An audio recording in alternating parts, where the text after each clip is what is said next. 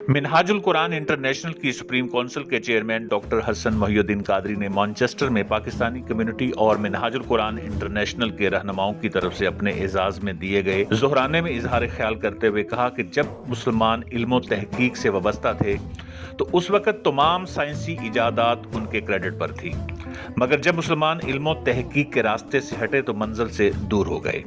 उन्होंने कहा कि मुसलमान तालीम तहकीक से अपना ताल्लुक बहाल करें।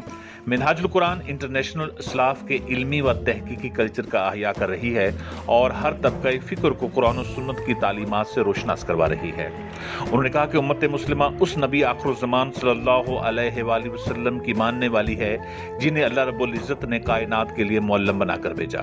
उन्होंने कहा कि इस्लाम हमें टॉलरेंस, रवादारी और एतदाल सिखाता है। उन्होंने कहा कि तहरीक मिनहाजुल कुरान के बानी व सरपरस्त शेखुल इस्लाम डॉक्टर मोहम्मद ताहिरुल कादरी फी ज़माना बैनुल मज़ाहब रवादारी की सबसे मजबूत और तवाना आवाज़ हैं। उन्होंने जदीद सदी के तकाज़ों के मुताबिक इस्लाम का मॉडरेट विजन बड़ी कामयाबी के साथ दुनिया के सामने पेश किया और उसे ज़बरदस्त पजीराई हासिल हो रही है।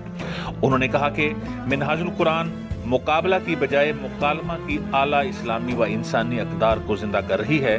उन्होंने अपने एजाज में मुनक़दा ज़ुरहाना में इज़हार ख्याल करते हुए कहा कि हमें सियासी समाजी हवाले से रियासत मदीना के मॉडल से सबक हासिल करना चाहिए। हुज़ूर नबी अकरम सल्लल्लाहु अलैहि वसल्लम ने मिसाक मदीना के ज़रिए मुख्तलिफुल ख़याल नज़रियात के हामिल तबक़ात को सियासी एतबार से एक जगह पर जमा कर दिया था। डॉक्टर हसन मोहिउद्दीन कादरी ने बरतानिया में मुकीम मुस्लिम ख़ानदानों से कहा कि अपने बच्चों की दीनी खतूत पर तरबियत करें और उन्हें एक मिसाली मुसलमान बनाएं।